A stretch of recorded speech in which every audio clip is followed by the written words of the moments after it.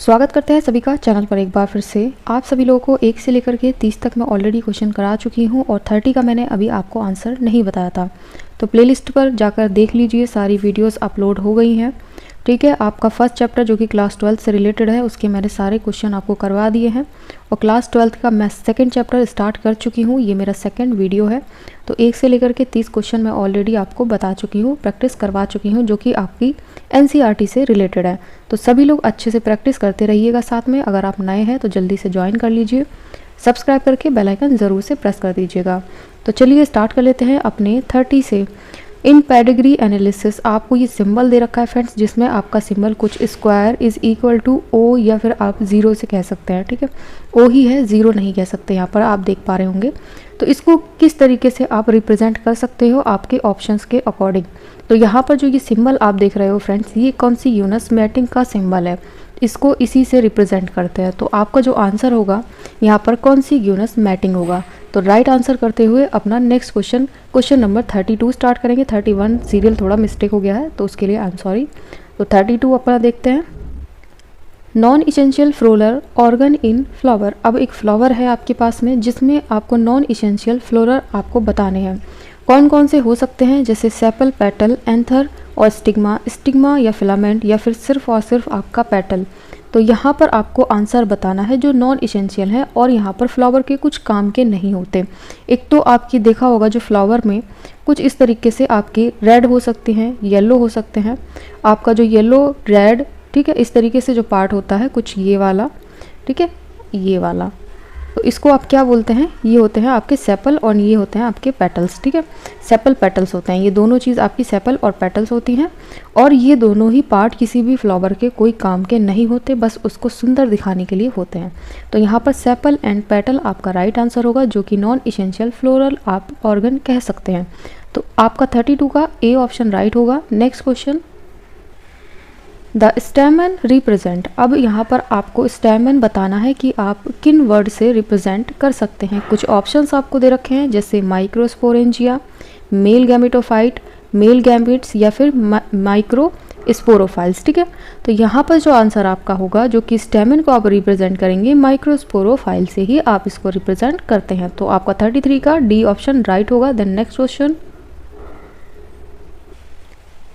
Science of cultivation. ठीक है, science के अकॉर्डिंग कुछ चीज़ें आपको यहाँ पर बता दी गई हैं। Science of cultivation, breeding, marketing and arrangement of flower. आप इन प्रक्रिया के अकॉर्डिंग यहाँ पर आपको आंसर बताना है कि ये प्रक्रिया, जैसे cultivation, breeding, marketing, arrangement of flower, तो ये सब चीज़ें किस में आती हैं। जैसे आपका आर्बोरिकल्चर में आएंगी, फ्लोरिकल्चर में आएंगी, हॉर्टिकल्चर में आएंगी या फिर एंथोलॉजी में आएंगी। तो देखिए यहाँ पर आपको क्लियर कर देती हूँ friends, cultivation, breeding, marketing, arrangement of flower आपका फ्लोरिकल्चर में आता है। ठीक है, इसको यहाँ पर फ्लोरिकल्चर कहते हैं। Science of cultivation, breeding, marketing, arrangement of flower is called floriculture. Then next question, anther is generally. अब यहाँ पर एंथर क्या हो सकते हैं, कुछ ऑप्शंस हैं। तो एंथर को आपको सभी ने पढ़ा होगा, जिसे हम टेट्रास्पोरेंजिएट कहते हैं, सभी को मालूम है। ठीक है, टेट्रास्पोरेंजिएट कुछ इस तरीके से आपका फिगर होता है, आपने अच्छी तरीके से स्टडी किया होगा। तो ये आपका कटिंग सेक्शन भी आप इसे कह सकते हैं, जो आपने देखा था। तो ये आपका एंथर इज जनरली आप इसे बुला सकते हैं, टेट्रास्पोरेंजिएट बुला सकते हैं। Then next question number 36।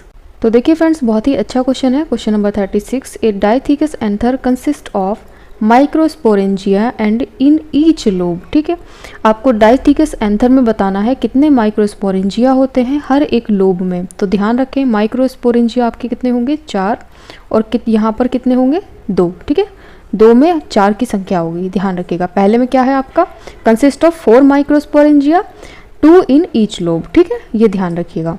किस तरीके से क्वेश्चन हुआ है, इसको हटा करके आप 4 रखें, इसको हटा करके 2 रखें, तब आपको ज़्यादा अच्छे से समझ में आएगा sentence. A dithecous anther consist of 4 microsporangia, 2 in each lobe. ठीक है, अब आई थिंक आप समझ गए होंगे। Then question number 37। तो देखिए फ्रेंड्स, ये आपका कुछ इस तरीके से फिगर है। ठीक है, माइक्रोस्पोरेंजियम का ऑफ मैच्योर एंथर। ठीक है, तो ये आपका फिगर दे रखा है, जिसमें आपको ए, बी एंड सी आपको बताना है कि ये क्या क्या है। तो ऑप्शन के अकॉर्डिंग चलिए चलते हैं, देख लेते हैं। फर्स्ट ऑप्शन अपना क्या कहता है, ए आपका मिडिल लेयर है, बी एंडोथीसियम है और सी आपका टैपेटम है। देन ए एंडोथीसियम है, टैपेटम, उसके बाद मिडिल लेयर, देन उसके बाद यहाँ पर सी ऑप्शन में आपके दे रखा है क्या है, एंडोथीसियम, मिडिल लेयर, टैपेटम और आपका टैपेटम, मिडिल लेयर और यहाँ पर एंडोथीसियम। तो ये कुछ आपके ऑप्शंस दे रखे हैं। तो थोड़ा फिगर की और भी देख लेते हैं फ्रेंड्स। तो यहाँ पर जो आंसर आपका रहेगा, यहाँ पर आप सभी को मालूम है कि ये मिडल में है तो इसको मिडल लेयर से ही इंडिकेट करेंगे, ये आपकी मिडल लेयर हो गई। और जो इनर मोस्ट लेयर होती है जो कि आपका नरिशमेंट का काम करती है, नरिशमेंट सेल्स होती हैं, उसको बोलते हैं टैपेटम। अब बचा कौन सा, एंडोथीसियम, तो ये आपकी एंडोथीसियम लाइन होगी। ठीक है, सबसे पहले एंडोथीसियम, देन मिडल लेयर, फिर उसके बाद आपकी टैपेटम। इस तरीके से आपका ये राइट आंसर होगा ऑप्शन सी। चलिए नेक्स्ट क्वेश्चन। फिगर से रिलेटेड क्वेश्चंस मैं आपको इसलिए कराती हूँ फ्रेंड्स कि आपके इसी तरीके से क्वेश्चंस आते हैं। ठीक है, तो अब यहाँ पर एक्स पार्ट आपको दिख रहा होगा, तो ये एक्स पार्ट क्या होता है, तो ये टैपेटम की लेयर है जो कि आपको न्यूट्रिशन प्रोवाइड करती है। ध्यान रखिएगा ऑप्शन सी राइट होगा 38 का। चलिए next question. The anther wall consist of 4 wall layer where, कहाँ पर पाई जाती हैं। ठीक है, tapetum lie just inner to the endothecium, middle layer lie between endothecium and tapetum, endothecium lie inner the middle layer, tapetum lie next to the epidermis. अब यहाँ पर आपसे पूछा है कि एंथर में, ठीक है, anther wall consist of 4 wall layer कहाँ पर प्रेजेंट होती हैं, तो endothecium lie inner to the middle layer. ठीक है, तो आपका जो आंसर होगा endothecium lie inner to middle layers. ठीक है, आपका जो आंसर होगा option C. Then next question 40, which of the following statement regarding the structure of microsporangium is correct. अब कौन सा स्ट्रक्चर के यहाँ पर अकॉर्डिंग पूछा गया है, आपको माइक्रोस्पोरेंजियम के स्ट्रक्चर के अकॉर्डिंग पूछा है, कौन से यहाँ पर स्टेटमेंट करेक्ट होंगे। तो स्टेटमेंट एक बार चेक कर लेते हैं। Microsporangium is generally surrounded by the 4 layer, बिल्कुल होती हैं आपकी। एंडो यहाँ पर होती है एपिडर्मिस, उसके बाद एंडोथीसियम होती है, मिडल लेयर होती है, फिर आपकी टैपेटम होती है। उसके बाद देखिए ये तो बिल्कुल राइट है। Then outer 3 layer perform function of protect and dehiscence and the anther, तो ये आपका रॉन्ग होगा, ऐसा नहीं होता।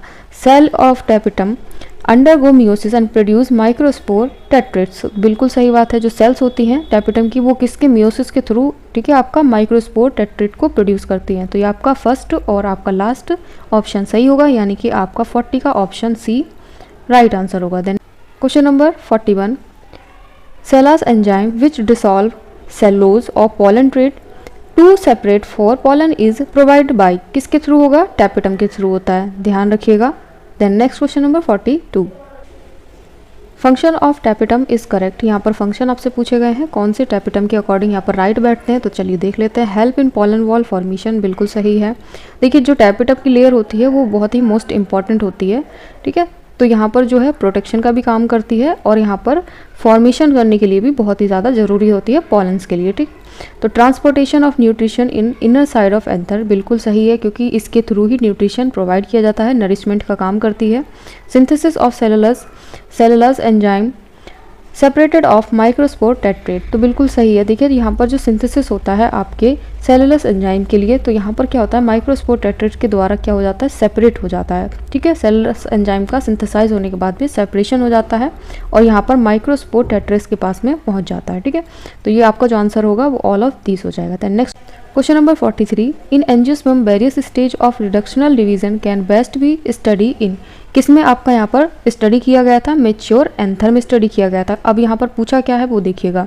इन एंजियोस्पर्म वेरियस स्टेज, एंजियोस्पर्म की काफ़ी ज़्यादा जो स्टेजेस हैं उसमें क्या हुआ था, रिडक्शनल डिवीजन हुआ था और यहाँ पर मैच्योर एंथर की जब स्टडी की गई थी तब यहाँ पर मालूम चला था कि यहाँ पर कुछ ना कुछ रिडक्शनल डिवीजन हो रहा है। तो इसका जो आंसर होगा मैच्योर एंथर होगा। देन नेक्स्ट क्वेश्चन नंबर 44, अब आपको बताना है फ्रेंड्स पोलन ग्रेन की जो स्टडी होती है उसको क्या कहते हैं, तो यहाँ पर एंथोलॉजी कहते हैं उसको, ध्यान रखिएगा। Then question number 45, several pollen grain from a unit design as pollinium in family, तो आपका जो आंसर होगा फ्रेंड्स, आपका आंसर होगा ऑप्शन नंबर 3। इसको आप जो प्रोनाउंसिएशन है आपका वो इसे पढ़ सकते हैं। देन क्वेश्चन नंबर 46, चलिए 47 देख लेते हैं फ्रेंड्स। 47 देख लेंगे। 46 में एक फिगर नहीं लगा हुआ है तो वो नेक्स्ट क्वेश्चन आपको शेयर करेंगे नेक्स्ट वीडियो में, ठीक है। How many pollen mother cell should undergo meiotic division to produce 64 pollen grains. अब यहाँ पर पूछा गया है हाउ मैनी, कितने पॉलन मदर सेल को, ठीक है, मियोसिस की डिवीजन से गुजरना पड़ता है जो कि यहाँ पर 64 पॉलन ग्रेन का निर्माण हो सके। तो यहाँ पर 64, 32, 16 या फिर 8, आपका जो आंसर होगा फ्रेंड्स वो कौन सा होगा? ऑप्शन आपका ए 64, ठीक है। हाउ मैनी, कितने पॉलन मदर सेल की ज़रूरत पड़ती है? 64 की ही ज़रूरत पड़ती है। देन यहाँ पर मियोटिक डिवीजन होता है और आपके 64 पॉलन ग्रेन्स प्रोड्यूस हो जाते हैं। Then next question, how many meiotic division, कितने मियोटिक डिवीज़न रिक्वायर्ड होते हैं आपके 100 पॉलन ग्रेन्स को बनाने के लिए? 100, 50, 25 या फिर 26, ठीक है। तो आपके कितने होंगे? 25। Then next question, one of the most resistant biological material present in the exine of pollen grain is, कौन से हो सकते हैं? जैसे कि आपका यहाँ पर सेलुलोज हो सकता है, ये आपका राइट आंसर है। देन अभी के लिए इतना ही फ्रेंड्स, तो मिलते हैं नेक्स्ट वीडियो में। जल्दी से सब्सक्राइब कर लीजिए। शाम 6 बजे आपके पास में एक वीडियो आ जाता है। तो फ्रेंड्स सारे के सारे आपके एनसीईआरटी क्वेश्चन हैं तो अच्छे से प्रैक्टिस कीजिएगा। So thanks for watching. जल्दी से सब्सक्राइब करके बेल आइकन प्रेस जरूर कर देना।